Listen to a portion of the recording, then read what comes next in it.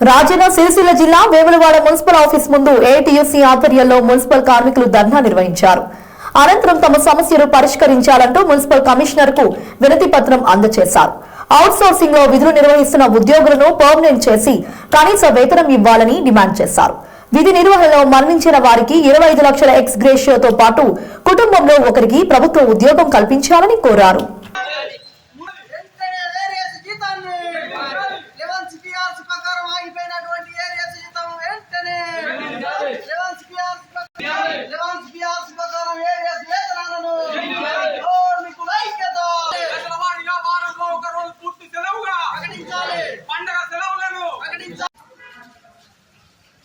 రాజన్న సిరిసిల్ల జిల్లా వేములవాడలో ఈరోజు మున్సిపల్ కార్మికుల సమస్యల మీద గతంలో ఎన్నో ధర్నాలు చేసి కార్మికుల ఒక వేతనాలు ఆగిపోయినటువంటి వేతనాలు 11 PRC ప్రకారం జీవో నంబర్ 11 ప్రకారం పెరిగినటువంటి వేతనాలు ఏరియాస్ 6 నెలల వేతనం ఆగిపోవడం జరిగింది.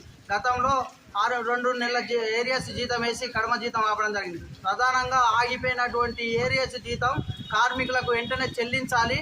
అదే విధంగా వాళ్ళను కార్మికులను గత ప్రభుత్వంతో ధర్నాలు చేసి ప్రభుత్వ ఉద్యోగులుగా గుర్తించాలని ఎన్నో ధర్నాలు చేసినప్పటికీ గత ప్రభుత్వం ఎలాంటి స్పందన లేదు. కానీ కాంగ్రెస్ ప్రభుత్వం ఈ అసెంబ్లీ సమావేశాలలో ఇవాళ మున్సిపాలిటీలో పనిచేస్తున్నటువంటి లక్షలాది కార్మికులు తెలంగాణ రాష్ట్రంలో పనిచేస్తూ ఉన్నారు.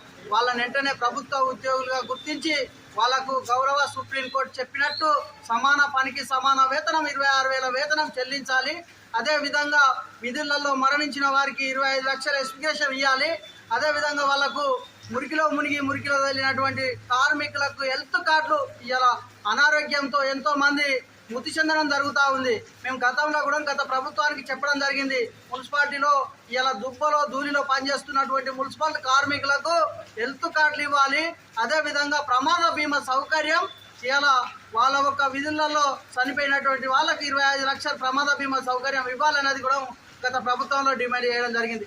కానీ ఎలాంటి స్పందన లేదు. ఇప్పుడు కాంగ్రెస్ ప్రభుత్వం జరగబోయే అసెంబ్లీ సమావేశాలలో ఈ యొక్క మున్సిపాలిటీ కార్మికులకు 26,000 వేతనం సమాన పనికి గౌరవ సుప్రీంకోర్టు చెప్పినట్టు 26,000 వేతనం చెల్లించాలి.